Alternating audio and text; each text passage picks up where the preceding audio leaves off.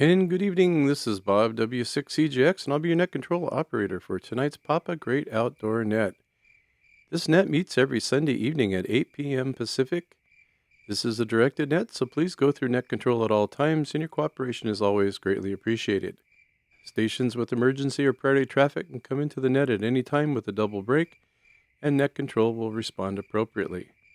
The Papa system is an open membership supported system in the Southern California area with coverage from the Mexican border to Paso Robles and from the Channel Islands to Las Vegas, Nevada. If you're a visitor to the Papa system tonight, I invite you to go to papasys.com. That's PAPASYS.com and register as a guest. With your guest registration, you'll have 45 days of free access to the Papa system. At the end of your one-time 45-day guest access period, we'd love for you to become a subscribed member, continue to use the Papa system on a daily basis, and be part of the Papa system family. However, all amateurs are welcome to participate in the daily, weekly, and monthly Papa system nets regardless of their membership status. Again, this is the Papa system Great Outdoor Net. Well, good evening. W6CJX here in the net control seat for the Great Outdoor Net tonight here on the Mighty Papa system. It is Sunday evening, and I think it's kind of my official last day of the holidays, at least for most of us anyway. We spent a little time with family. Well, that was good today before they head back up to the hills of Utah. So that worked out really good. And other than that, just trying to keep dry. Wasn't too bad today, but we definitely had some major downpours as we probably all did. Okay, before we get too far down the road, let's start with some announcements. These will be for this weekend coming up. And I think we do have the Mentone Breakfast and the West Side Luncheon. So here we go. Here are the Papa System announcements for the second week of January 2026. Papa has an extensive network of repeaters covering a multitude of modes. They exist not only to provide communications during emergencies, but also as a place for you to use your radio for actual conversations with your fellow members. So instead of a radio check, just put your call sign out there and have a chat. Check out the YouTube video on the Papa homepage. Grab a cup of coffee, as Eric KJ4YZI makes a good case for actually talking to folks on air. The Papa Inland Empire Breakfast. Papa will be meeting in person on Saturday, January 10th, at 9 a.m. at the Mill Creek Cattle Company in Mentone, California. Everyone is welcome. We will be offering ham license testing at 8 a.m. for technician, general and amateur extra class licenses. Please RSVP for the breakfast at 9 a.m. and for ham license testing at 8 a.m. The Papa West Side Luncheon. Papa will also be meeting in person on Saturday, January 10th at 11 a.m. at the Sizzler in Culver City. We will be offering ham license testing at 10 a.m. for technician, general and amateur extra class licenses. Please RSVP for the luncheon at 11 a.m. and for ham license testing at 10 a.m. Papa Quick Start Program. At all of our test sessions, we have a quick start program for newly licensed technicians. We will help you understand how to communicate on the Papa system with fellow ham radio operators. You will be able to get on the air as soon as your new FCC license arrives and receive a free pre-programmed VHF/UHF handheld radio at no cost to you. You are encouraged to join the new Hamsnet, Wednesday nights at 7 p.m. with Steve, KI6LOV, and connect with fellow amateur radio operators. More details are available at all of the Papa test sessions and on the Papa website. The USS Midway Museum radio team, NI6IW, will be on the air on Saturday, January 10th, from 0900 to 1600 Pacific Time. They will be commemorating Desert Storm Commences, January 16, 1991. Please check the Papa website for all operating modes and frequencies. Papa members are invited to an online presentation on RT Systems radio programming software on February 7th, at 10 a.m. Pacific Standard Time. RT Systems offers user-friendly programming software for amateur radios. If you can think of a ham radio, they probably have a module for that. Karen KD4DXX will be our host for this Zoom presentation. See the PAPA website and email for the link to this meeting, and mark your calendar for February 7th, 10 a.m. Pacific Time. All this information, and a whole lot more, can be found on the PAPA website at papasys.com. Okay, so we got a couple breakfast and a luncheon, and then we've got the Midway coming up. So that's always a lot of fun to check in with them. So show them a little love this weekend when they comes on Saturday. If you go to the PAPA website, you can see the different modes and frequencies that they use. Mostly, I guess the analog and D-Star is what I use. And then I think they do some HF work and other things. So check them out on Saturday. And if you can make it to the breakfast or the luncheon, that would be great too. Okay, well, that's the announcements for now. Let's see if we can check in with our trail reporter in the field. Well, he might not be in the field now, but let's see what he has for us tonight. Any words of wisdom, Mr. Steve, KI6LOV? Well, good evening, Bob, and everyone out here on the Sunday night Great Outdoor Net. This is Steve, KI6LOV, just coming down from the holiday season. And I do have something to report, but before I do, I'll mention that I missed a couple of weekends due to weather-related things going out to the cabin. But it looks like I'm getting a window of opportunity this weekend, so I'll likely have an actual report from the field. What I wanted to touch briefly on this evening is that just recently there were 3 hikers in 2 different incidents who ended up perishing on Mount Baldy, and I just would like to say that when I saw the helicopter video, the entire mountain is covered in ice and snow, and really only very experienced hikers should even attempt something like that with specialized equipment. But truly, the good decisions occur before you go out on your hike. And if you know there are going to be icy, snowy conditions at the higher altitudes, just plan a hike somewhere else. That is my advice. And keep in mind also that you could be on a nice rocky trail and come around to a shady north-facing slope and find yourself with icy conditions as well. So keep that in mind. And besides that, everyone have a great net tonight. I'm interested to hear what the subject is, and we'll keep you informed as we go forward in 2026. This is KI6LOV. Well, thank you, Steve.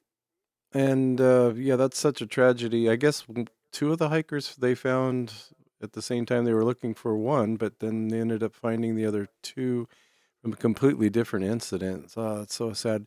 Well, I don't know. I mean, I'm a pretty experienced hiker for all the years that I've been hiking since a little kid, but I just would know better than go up there, even if I was experienced. I think with the weather conditions we've had and changing, just, let's let it let it settle down a little bit and then maybe take a hike up there later. But like you said, you can hit a patch of ice and slip sliding away.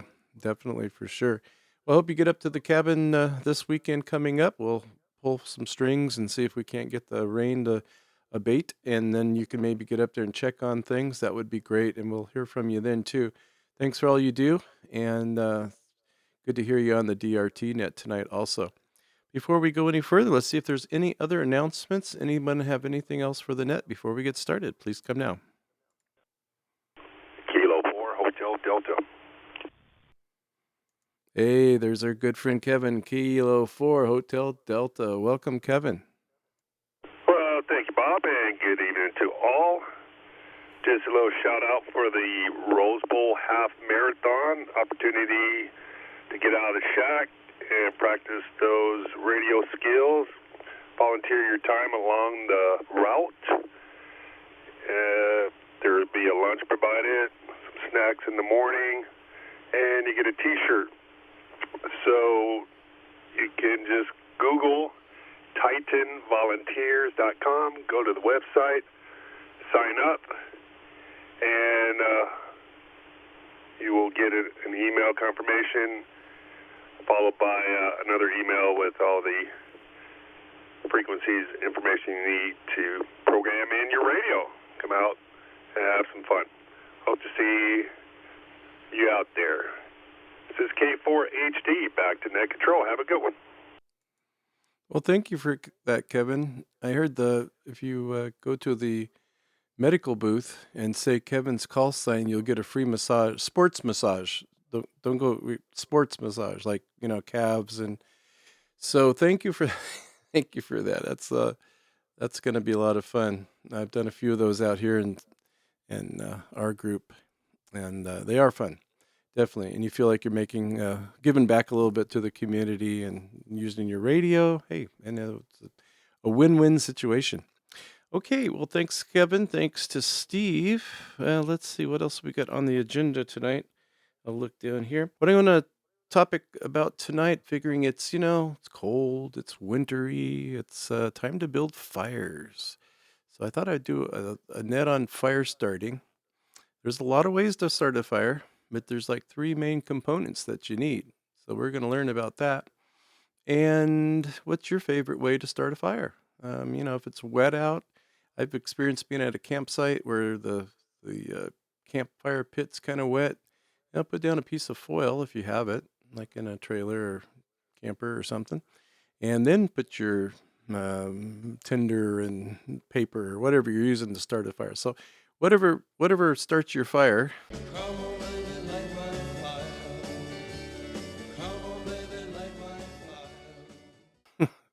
Come on, baby, light my fire there.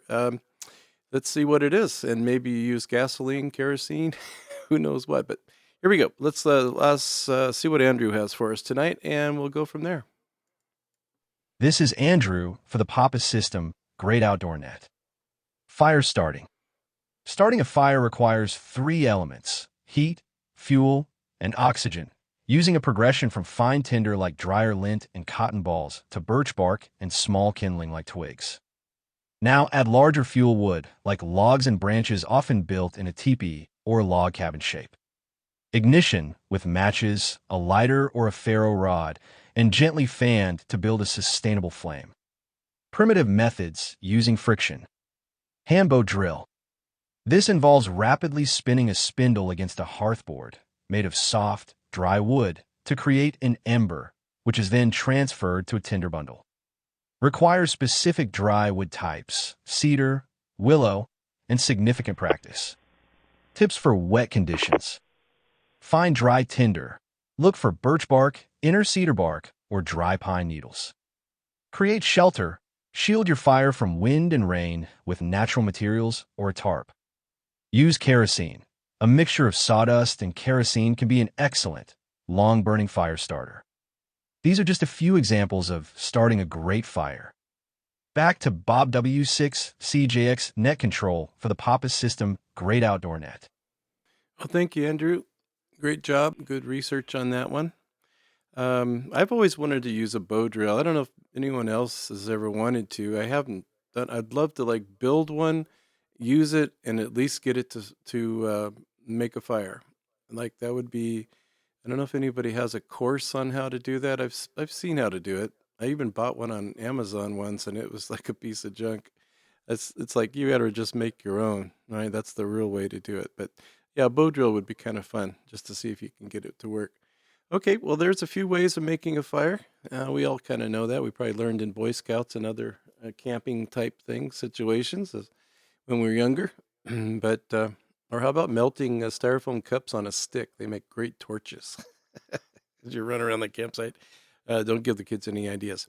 All right, W6CJX for the Papa System Great Outdoor Net. We're talking starting fires. Well, not that kind. I mean, fire starting in your fireplace in a controlled environment, not out anywhere else. Anyway, let us know. Or if you've had any funny camping fire stories. That always works too. Let's see who's out there. I'm going to go ahead and take internet first. Hopefully it'll catch everyone. Had a little weird stuff happening on All Star, so I thought maybe I'd get a few internet people first, and then we'll catch everybody on the repeaters. So come on now, if you're on the internet, All Star or Echolink, whichever you got. Kilo 6 Hotel November Golf All Star. Alpha Bravo 6 Mike Bravo Jeff All Star. Kilo Foxtrot 4 Papa Quebec Hotel Ron All Star. Kilo Oscar 6 India Lima Mike Colin All Star. Kilo Delta 6 Lima Bravo, if I made it. You did indeed. Thank you, Logan. Yeah, I figured I'd take, and it is hard. The other night on Gilbert's Net, on the Saturday Night Roundtable, I was trying to get in, and I thought maybe I was heard, and then finally I think I was, but it's very hard. You get knocked out by any of the analog repeaters if you're on the internet or on Echolink or anything like that. It just doesn't work well for getting into a net. I used to actually use a repeater to get into the net, get recognized, then switch over to my ClearNote or so that it would have a nice signal to talk on the net. So, but that didn't work either last night. We don't have a close enough repeater, I guess. Okay, that sounds good. I got, who did I get here? We got Adrian, Jeff, Ron, Colin, and Logan.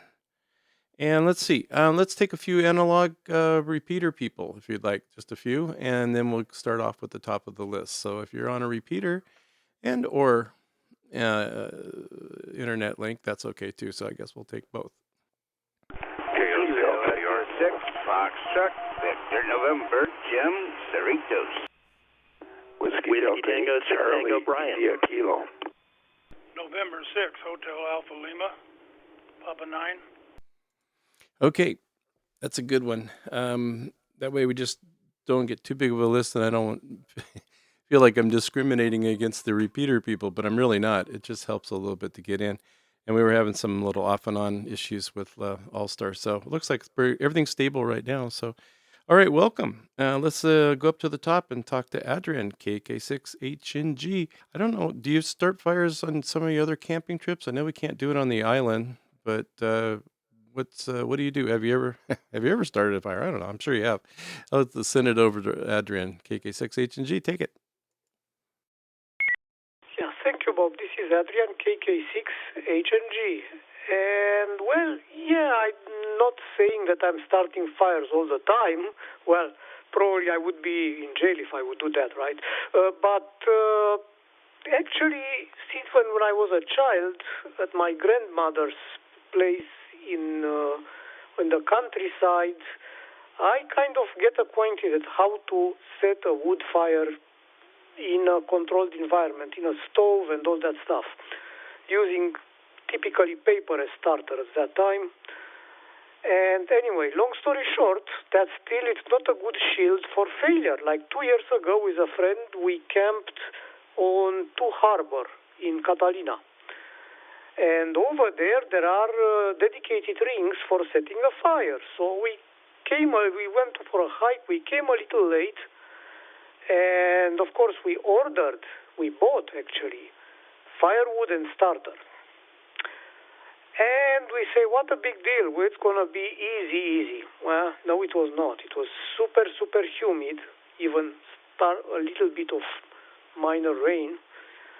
And long story short, forget about the starter, it was a piece of junk, but the wood or the starter wouldn't properly catch fire even with 2 butane torches at it. So, well, there was somebody else still having a fire, but I guess they started much earlier when it was less humid.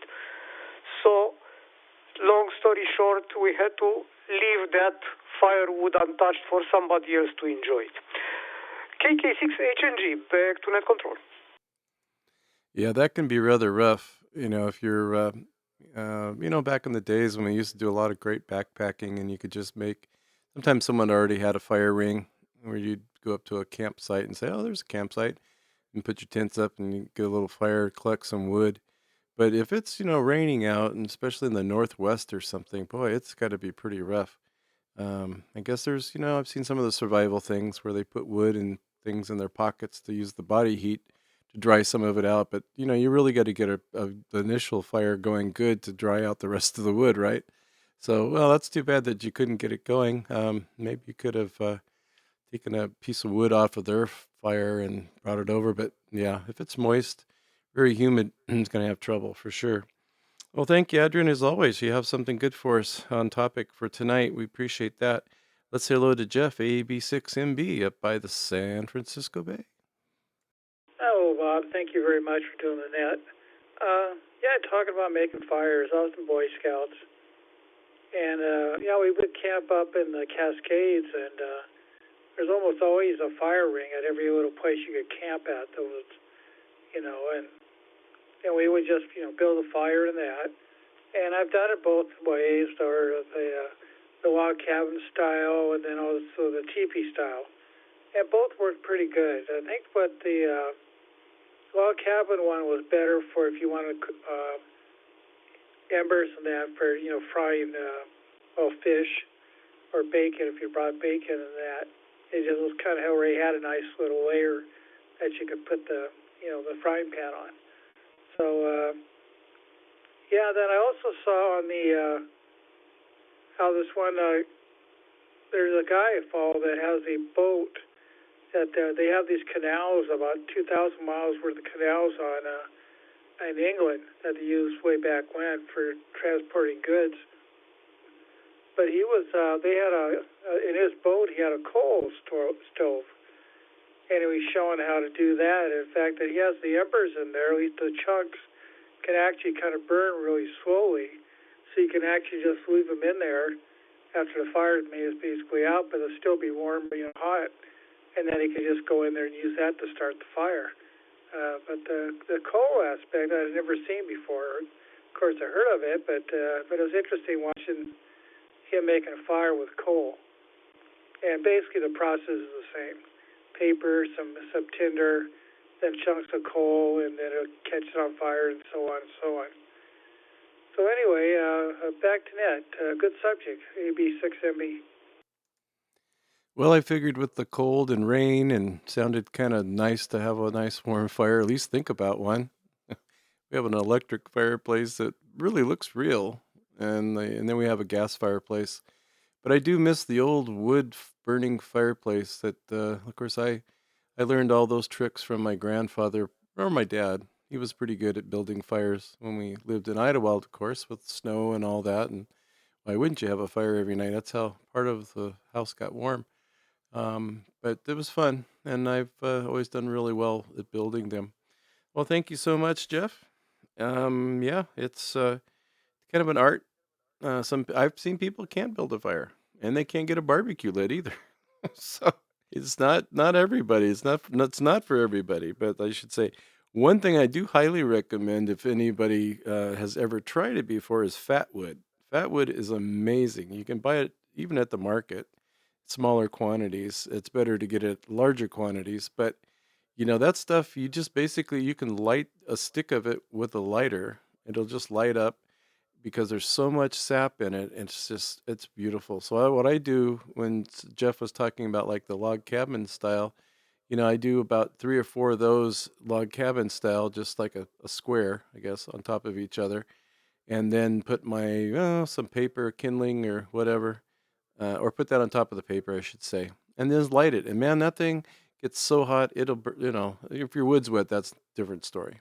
So fat wood definitely is a big saver, and you can put it in a little bag or a baggie and just take it with you in case you ever need it.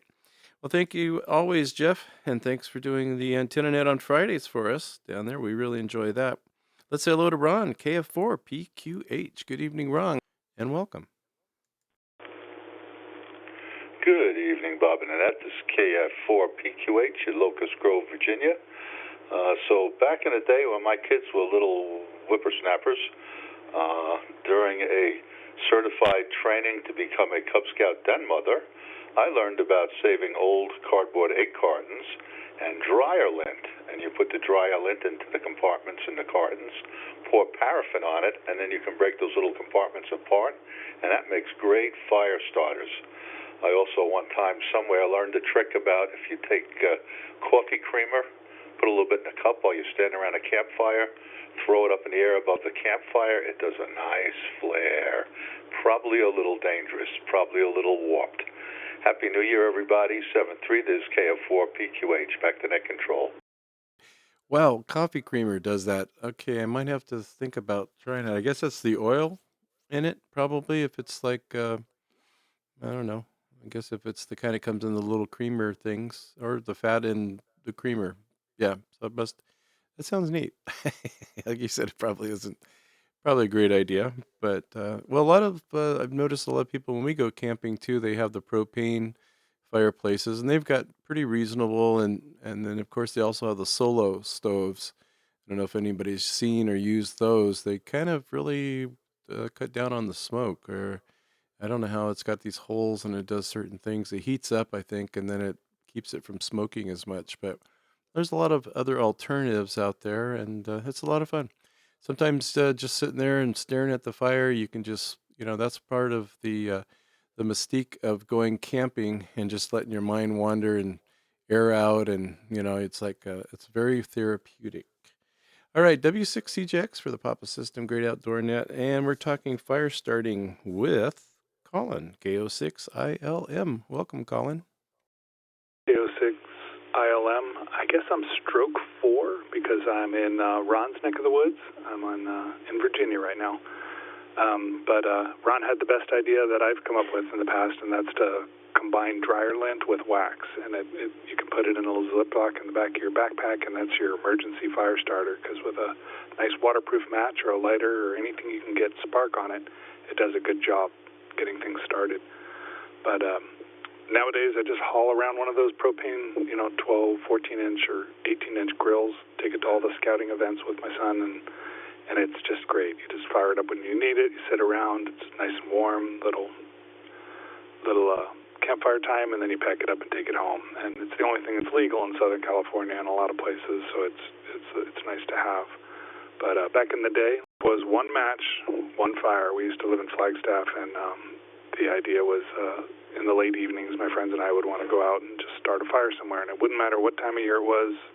Snow on the ground, rain, didn't matter. The challenge was you have one match, and somebody would take the challenge and decide if they could light a fire. And of course, those with the scout skills did a great job, and those that didn't have it. So we started putting money on it. But some of the fires that got created with the necessity of only one match get pretty good when people know and learn what to do. Anyway, great topic. Hope everybody's staying warm and enjoying the new year so far, and getting ready to get back into first gear and start climbing a new year. That's it for me. Kilo Oscar 6, India Lima Mike. This is Colin, back to net. Well, thank you, Colin. That reminds me, when you said one match, I remember taking my cooking merit badge in Boy Scouts, where you could only use one match to make a fire and cook your meal, which I think was a piece of steak, some kind of piece of meat on a pan. I don't remember. All I remember is I had one match, and I figured it has to work. Well, at that time, it was pouring rain outside. We had our meeting, and I was supposed to be getting my merit badge. So I was able to do it in the fireplace, which was where my expertise shined anyway. So I brought in a bunch of dry pine needles, and I don't think I used any paper. And I had that one match, just one stick match, and got to make it work. If that head broke off, and oh my gosh. But I did it. I got it going, got my sticks on there, built it up a little bit more, and next thing you know, we had a nice little fire to cook that steak on. I don't know if it was, maybe I just had it on a stick or something. Thank you, Colin. That was great. I haven't thought of that in a while, so I appreciate the memory jog for a little bit. Let's say hello, Logan, KD6LLB. Welcome, Logan. Good evening, Bob, and everybody on the net. This is Logan, KD6LLB. Yeah, well, first about Steve mentioned some lost, I guess, dead hikers in the Baldy area. Yeah, Baldy is a serious mountain in the winter. I used to ski there, and I'm glad I quit before I became one of the people that get mentioned in the paper, they started enforcing the boundary, and that was a good thing in my opinion. And also, a quick note: a wildlife sighting a report. I finally got a look at the great horned owl. I mean, I could recognize the call. I could hear an owl around here for weeks and weeks. And I went up to check the mailbox in a little light drizzle, and actually got a look at him and was able to see him. So anyway, it's a big deal to me in the wilderness of my driveway. So yeah, fuel, oxygen, and heat. What could be simpler? You just need those three things, and you can build a fire. A quick comment about the bow drill. If you take some random materials and try to build a bow drill, very slim chance it'll work. But if you have the right materials, I don't know what they are off the top of my head, but you don't even need the bow. You can just use your hands. It's like cheating. So it can kind of make it seem like it's simple, but if you try to go out in the wilderness and find something to use for that, not much chance, I don't think. Yeah, we used to build fires out of all kinds of things. I mean, we used to go raid the scrap piles at construction sites before we would go down to the Gulf Coast, and you kind of never know what you're going to get. Some wood burns okay, some wood will like light and just burn like paper and go out. And so, after a while you start getting some familiarity with how to make fires work in windy conditions, but every time I have thought I have sort of got this fire building thing licked, I have had my butt handed to me.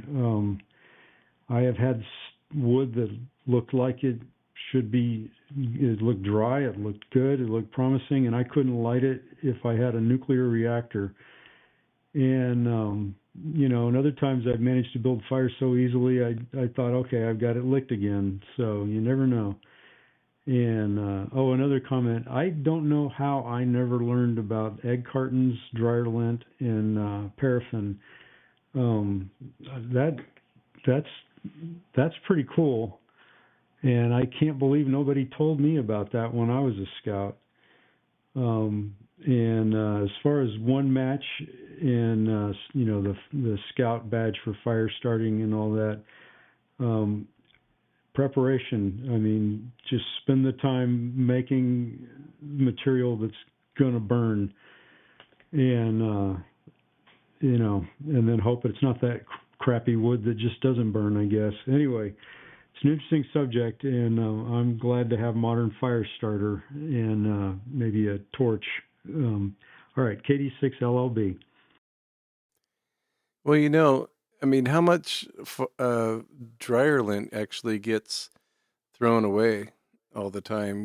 You're always cleaning out your dryer.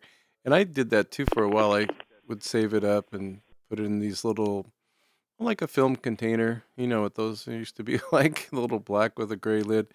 Those are pretty good. You can stick a bunch of that stuff, just compress it in there really hard, and it's virtually waterproof. But try to find a film container these days. I do have one. I don't know where I got it at, but it still had one left from my film, I guess. But that, yeah, and then of course the paraffin stuff. Would be kind of a fun thing to try. Maybe we should all try that and then report back that we tried it, because it wouldn't be that hard. And everyone's got dryer lint. Well, unless you don't have a dryer, I suppose, but not everybody.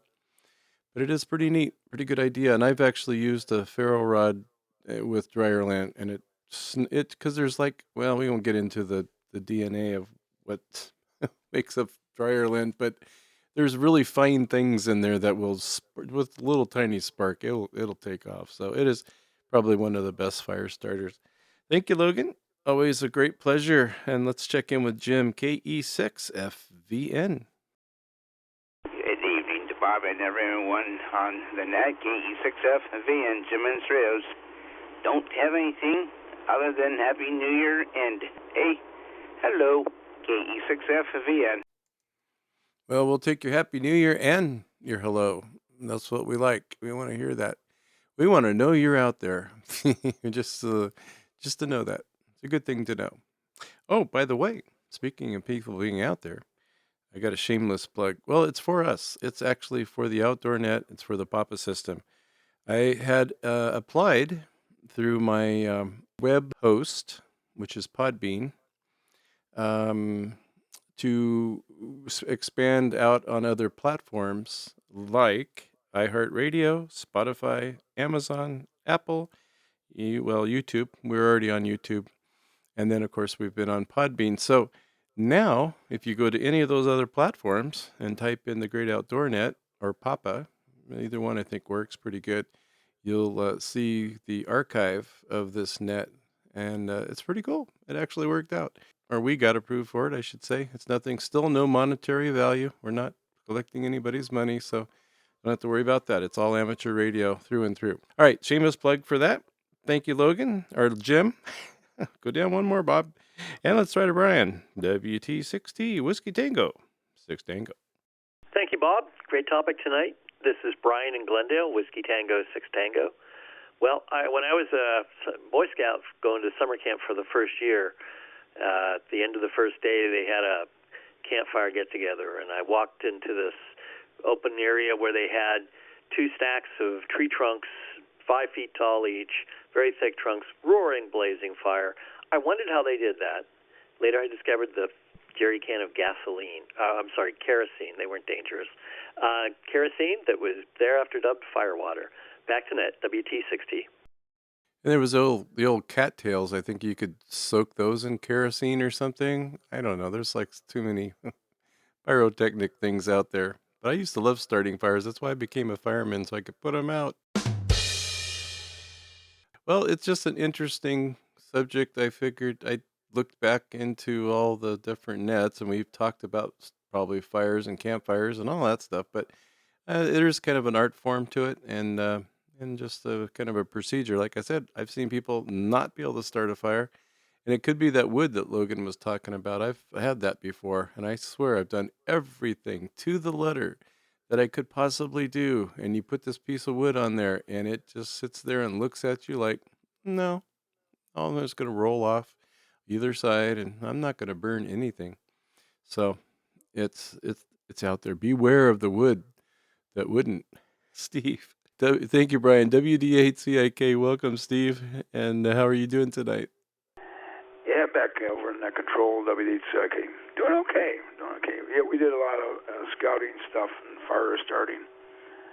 Yeah, we never got the bow drill to work. It's just a lot of work for nothing. So just skip that if I were you guys.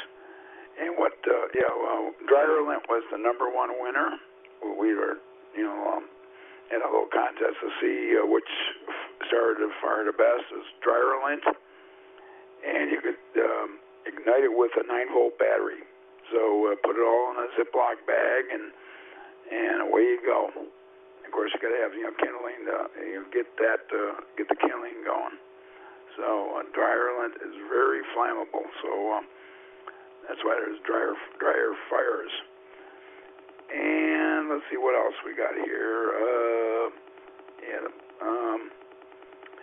When I go up to a lot of mountain tops and whatnot, and I have spare jugs of water with me on board. And twice I came across hikers that didn't have water up there. And one time I had both times I had to hand out water. And then one time I had to bring 3 people down in my car because it was so hot. And one was passing out and throwing up, and so I just got to get him in the air-conditioned car, so I drove him down, and a lot of people go underprepared hiking, so I came across that a few times. And like I say, I always carry extra water because, you're going to come across people that just don't get it, and you don't want them to perish either, so that's about it. Good topic. Let's see. I think that's all I have. But Dryer Lint is very flammable. You would be shocked how fast it goes up if you haven't done it. You can just sparkle with a 9-volt battery, and like a screwdriver or whatever, and it'll just go up. net control. Good topic. And sign me out. And everybody have a good, happy new year. WDHCIK.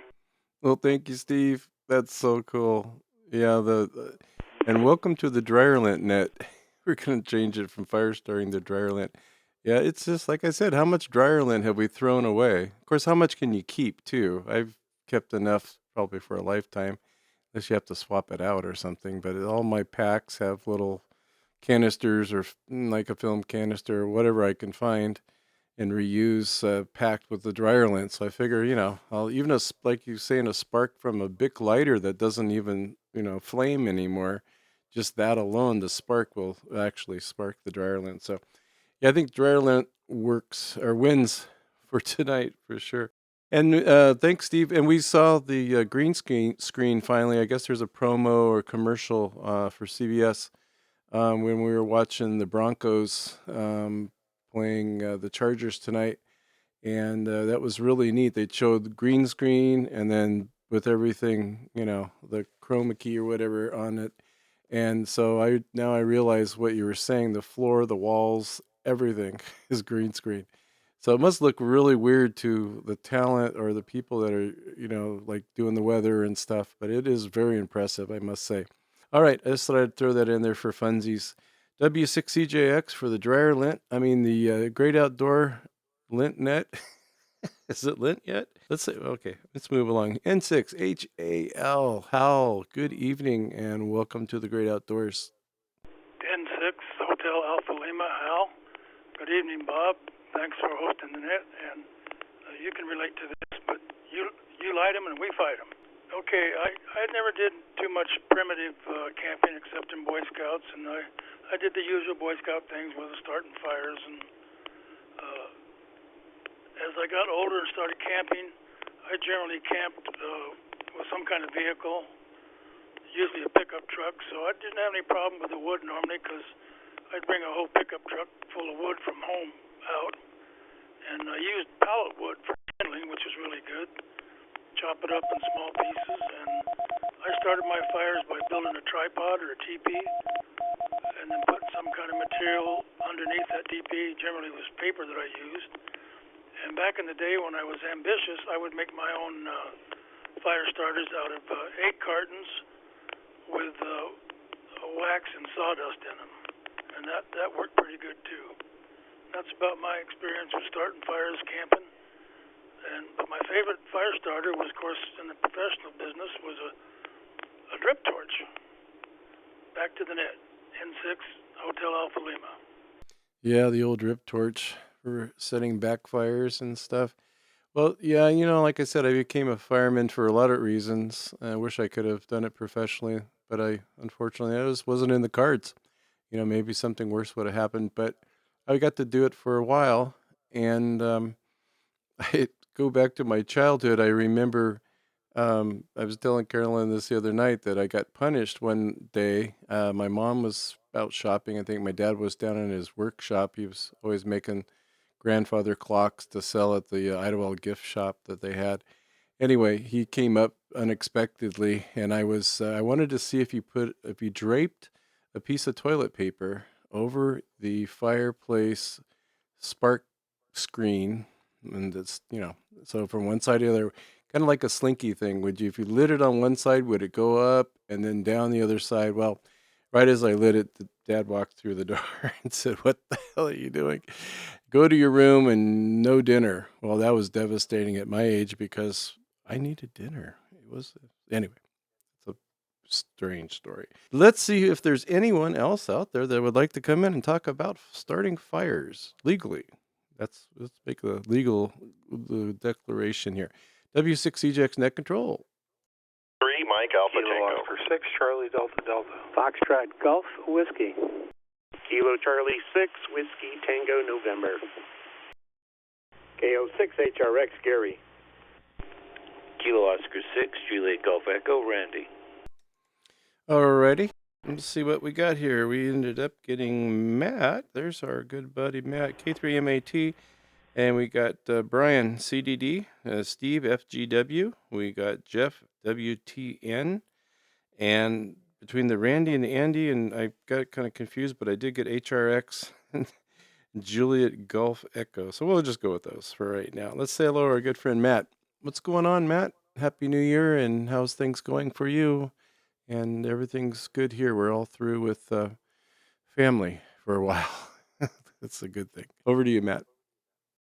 Evening, Bob, and everybody on the Outdoor Net. Thanks for picking it up. Always a great topic and a fun discussion. I personally love the rain, and I've just been in hog heaven here the last couple weeks. Just gone through lots of firewood. I go by my firewood out near you at Camarillo Feed, and they've got a lot of good eucalyptus and almond and a lot of other good stuff out there, and just love burning the good wood there, man. The house has been very warm. Of course, you go into the rest of the house when you're done with a fire and you realize it's freezing in here. But anyway, I'm not sure it's been mentioned because I've kind of jumped in the shower, I've been doing other things, and I've had this on in the background. In addition to dryer lint, which is phenomenal, I bought some magnesium shavings, and if you sprinkle those on an area that you're starting to light up, it's just absolutely, mini dynamite. It's just phenomenal.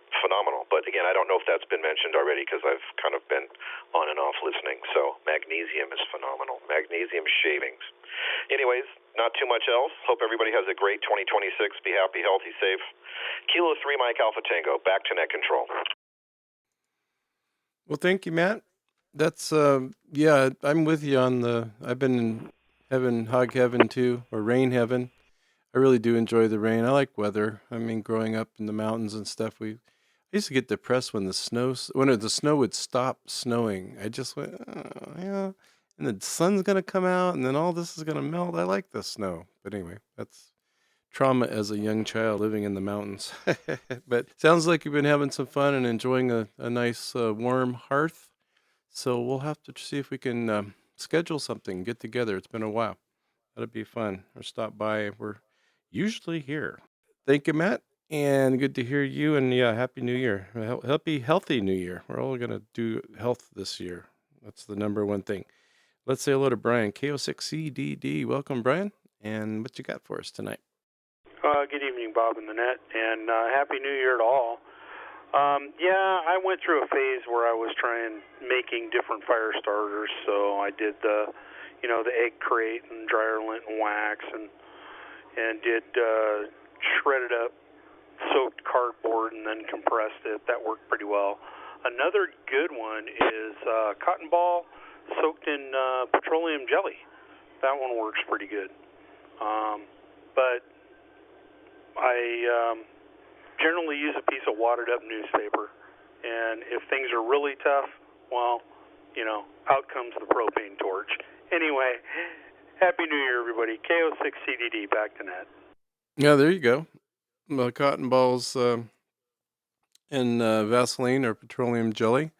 I don't know what the difference is. I guess it's all the same. But yeah, those that works good. And I guess if you carry when I'd go hiking just for a day hike, I brought all this stuff. Just like in case, something goes wrong and I'm got to stick it out for the night but I've had more stuff than you can imagine. And one of the other things that I always thought about using if I needed to is hand sanitizer. I mean, we're kind of all into that these days. Somebody's always got a hand sanitizer, or you should have one in your backpack. And that's just basically rubbing alcohol, mostly. So you can squirt that on some grass or whatever you're trying to start, and man, that thing will light right up. But yeah, cotton balls and Vaseline are good too. And I think you can just stick them in a tube like that and pull one out and light it. So, and don't forget, you can light a Frito.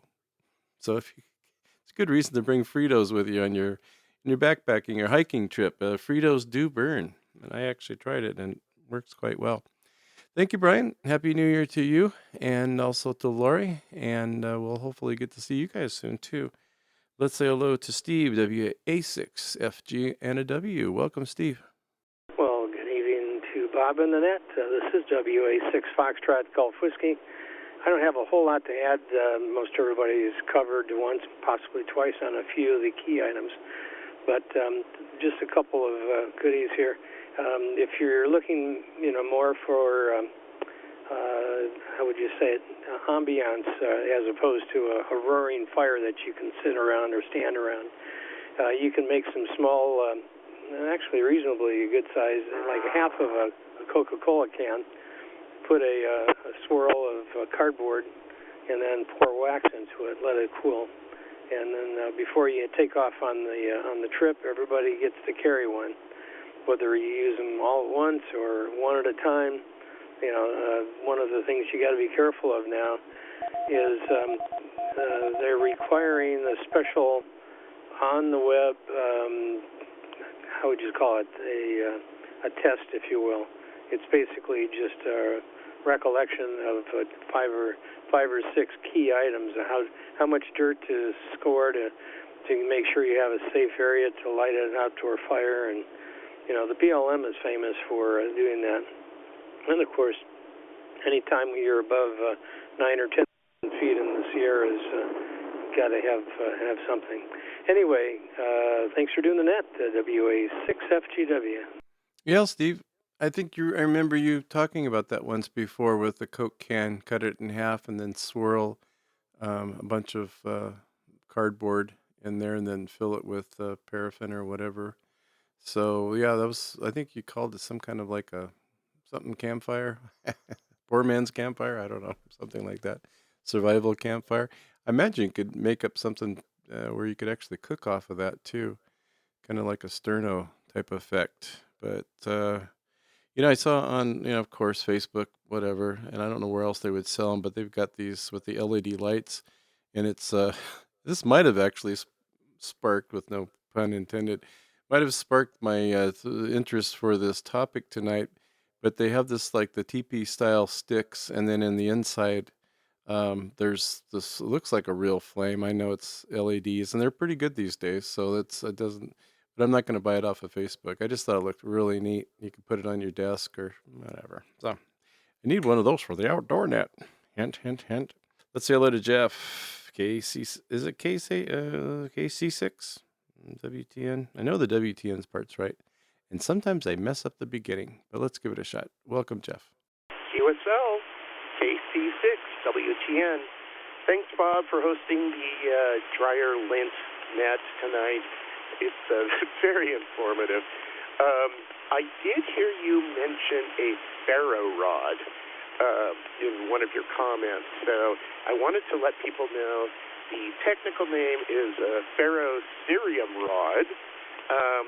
You can Google it as ferro rod, and it's about the size of a cigarette, maybe longer, and it's designed to where you use a metal object like a knife, or if you buy them, they come with a metal plate that you can scrape, and it will give sparks. And these sparks are like 1,000, 2,000 degrees, so they're very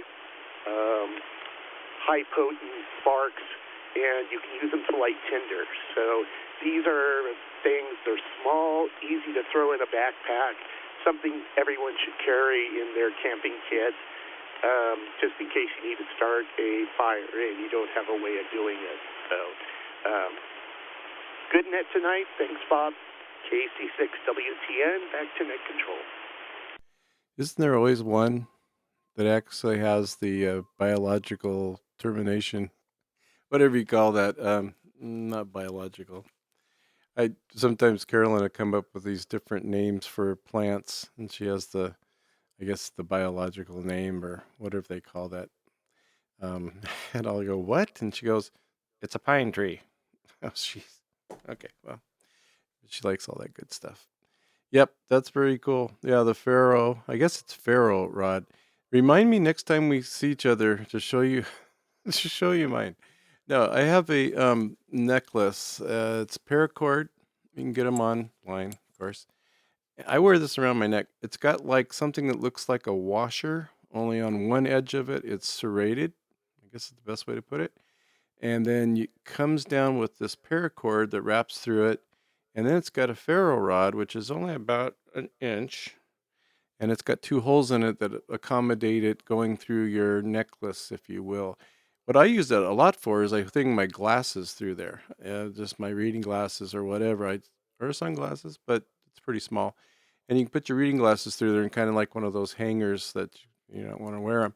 But it's always around my neck. So in theory, the ferro rod's there. And you got the striker there, and the type of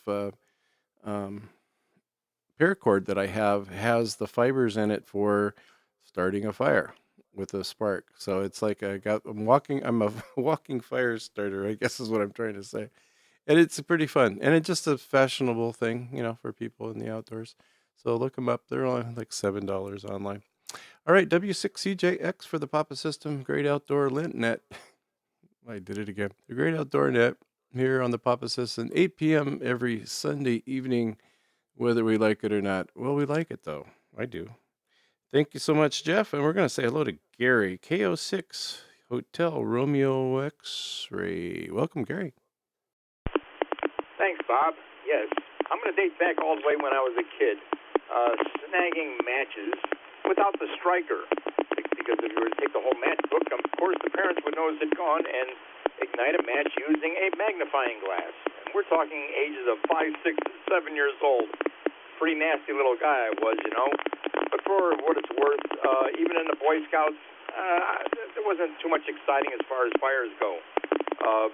When I would go out hunting with a couple of associates or friends, or however you wish to put it, yes, I would have the lint in a little baggie, a good amount because you can press it like crazy, a 9-volt battery, and super fine steel wool.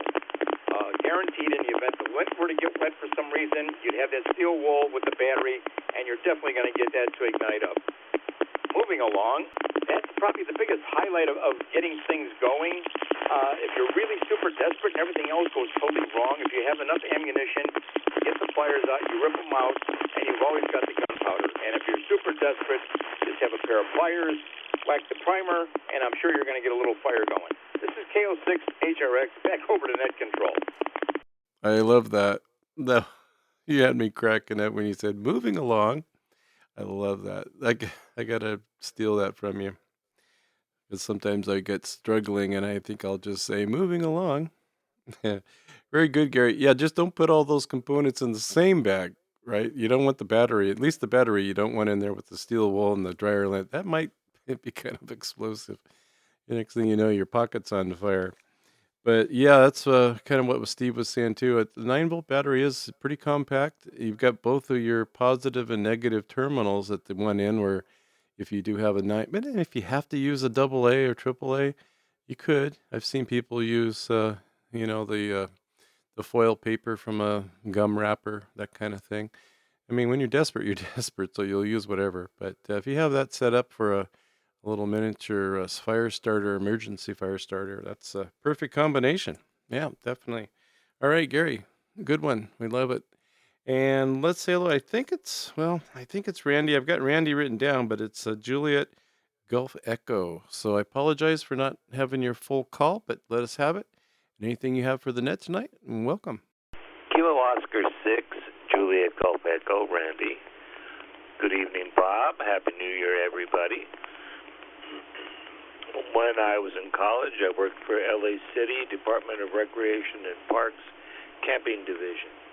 And I have used the bow drill, and it's pretty fun. It's not that hard. The one thing that I just wanted to mention is that it gets really, really noisy.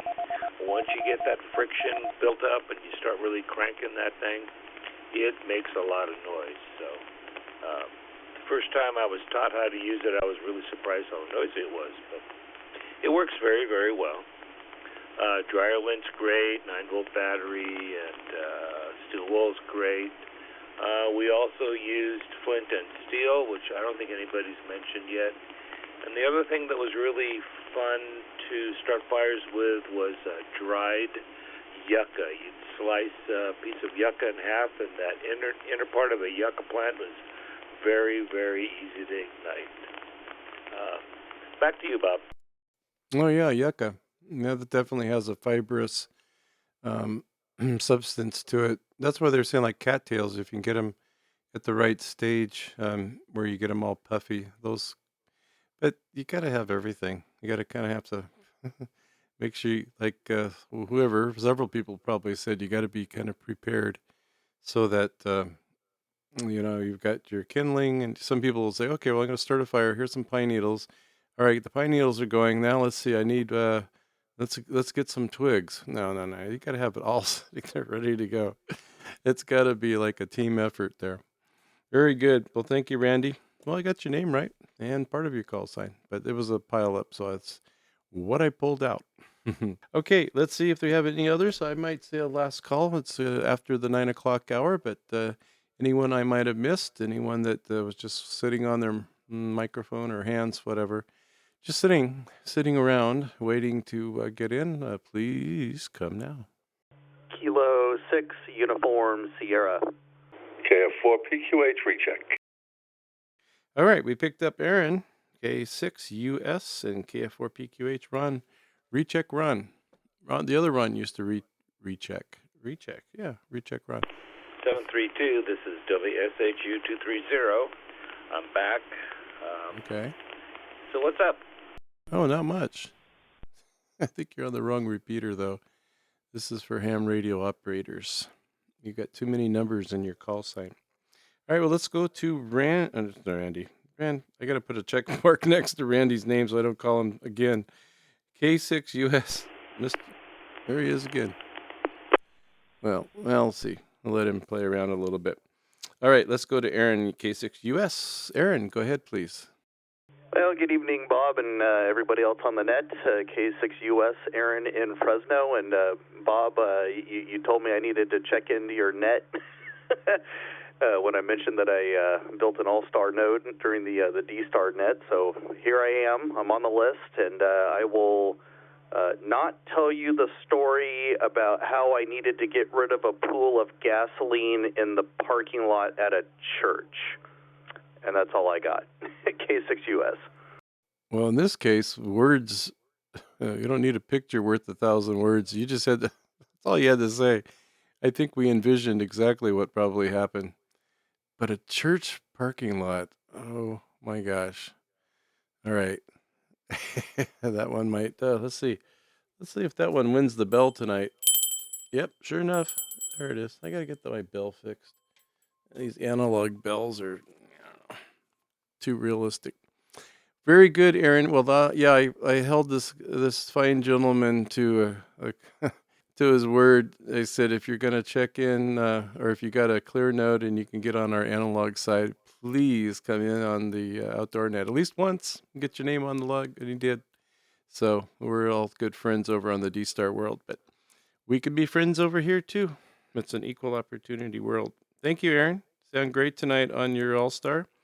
Or your clear note, whatever you got. Everyone's got something. Let's say hello to Ron. KF4 PQH for a recheck. It's KF4 PQH. Just a clarification on that coffee creamer. That's the dry stuff in the can. So you put maybe you had an inch or two of it in a styrofoam cup and throw it up in the air over the fire. Look out. The KF4 PQH. Back to net control.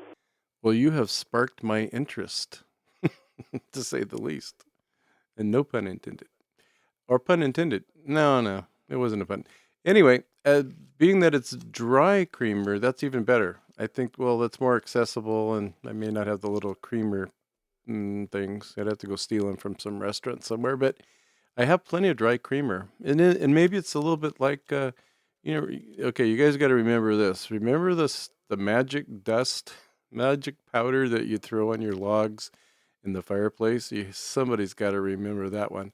And it's like it will burn in all these different colors, and as the wood burns, it keeps doing that stuff. I don't know if they still make that or not. And it would be kind of fun at a campfire because, like, especially if you have kids around, they're just like, oh, what's going on there? There's blue and green and red flames. So I don't even know what that stuff's called, but I will do some research and find out. Okay, with that, I think we're going to wrap it up tonight for the Papa System Great Outdoor Net. We have this net once a week on Sunday evenings at 8 p.m. Pacific with the great kind graces of the Papa System. And we want to thank the Papa System for all of our nets. And, of course, thank all of our net controllers, because without net controllers, we wouldn't have nets. And without you guys, we wouldn't need net controllers, and we wouldn't have any nets. So it's a team group effort. And speaking of teams, coming up soon, not next week probably or the next week, but we're going to do a little special on Winter Olympics. So I'm working on that, I got some good stuff set up for that, and I'm looking forward to the Winter Olympics. So I hope you guys are. So keep that in mind. We'll maybe find out what's your favorite event if you do watch the Winter Olympics. And I want to thank Cecil for his legendary leadership, and of course all the people that go to the mountaintops to keep everything, our whole tech team, the A team, and all of the people that make this a wonderful system day after day, week after week, month after month, and year after year. So I guess with that, I'm going to say 7-3. You guys have a great rest of the week. We started here on Sunday nights, and then the rest of the week's all downhill. So, or uphill, I'm not sure. More like uphill. And we'll see everyone next week here on The Great Outdoors.